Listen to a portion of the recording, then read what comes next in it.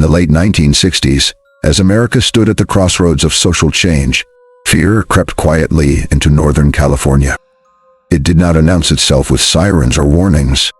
Instead, it arrived through letters, symbols, and sudden acts of violence that left communities shaken and authorities baffled.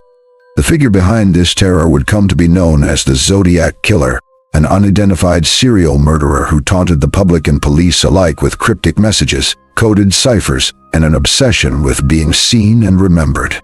The first known attack occurred on a quiet December night in 1968 near Vallejo, California.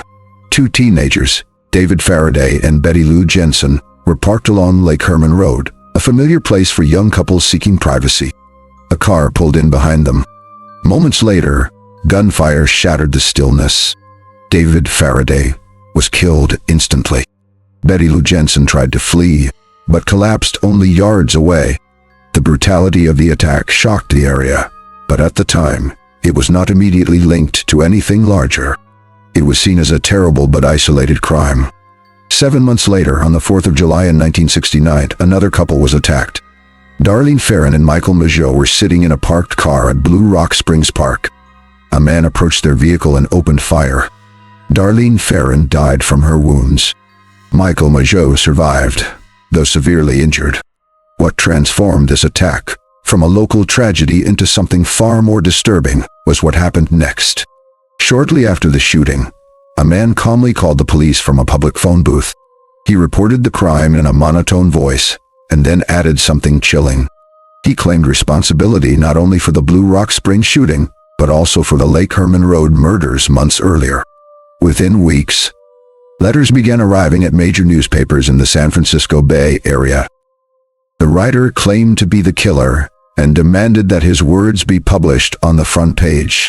Included in these letters were complex ciphers, filled with strange symbols, circles, and characters that looked like no known language.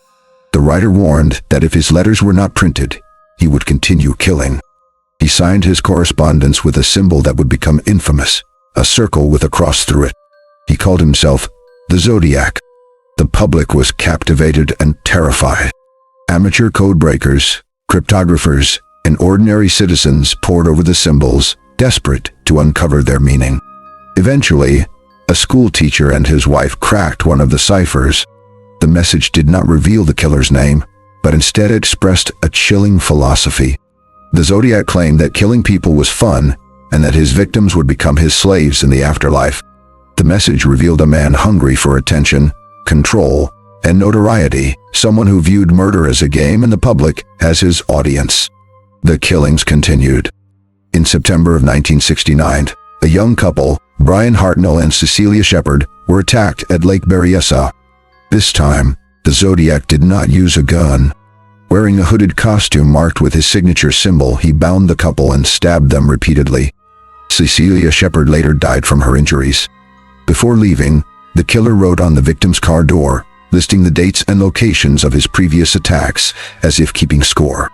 This act demonstrated planning, theatricality, and a desire to ensure his crimes would be remembered. Only weeks later, the Zodiac struck again, this time in the heart of San Francisco. Paul Stein, a taxi driver, was shot in his cab in a residential neighborhood. Unlike the previous victims, Stein was not a young couple, and the location was far more public. Witnesses saw the killer wipe down the cab and calmly walk away. Police officers arrived within minutes, but mistakenly searched for a black suspect due to an incorrect description. The real killer vanished into the city. Later, the Zodiac sent a letter claiming responsibility and included a piece of Paul Stein's shirt as proof.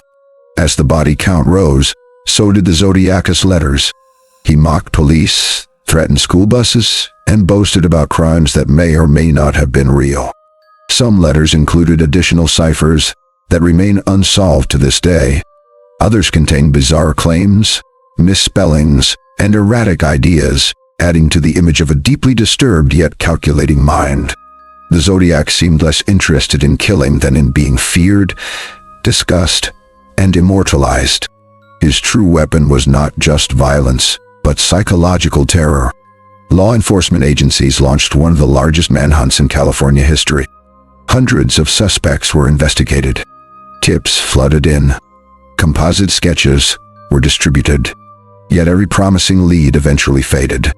The lack of forensic technology at the time, combined with the killer's careful planning and randomness, made identification nearly impossible. The Zodiac left few usable fingerprints and appeared to change methods, locations, and patterns frequently, staying one step ahead of investigators.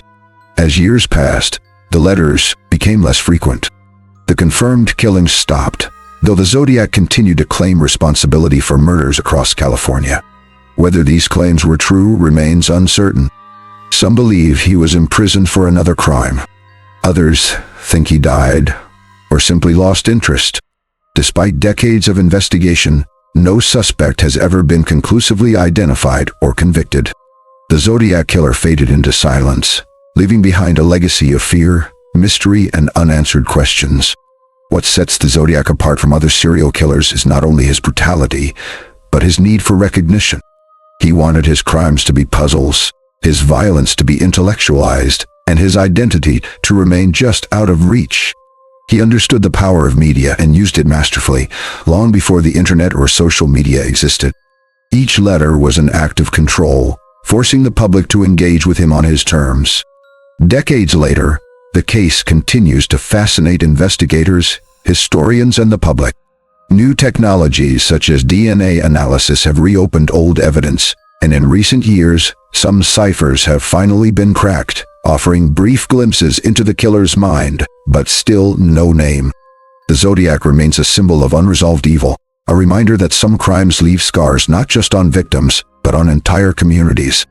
The story of the Zodiac Killer is not only about murder.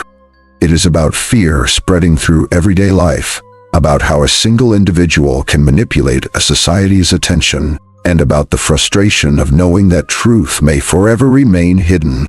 It is the story of an unseen presence, communicating through ink and symbols, daring the world to catch him and failing. Even now, the Zodiac Killer exists in the collective imagination as a shadow figure, half man and half myth.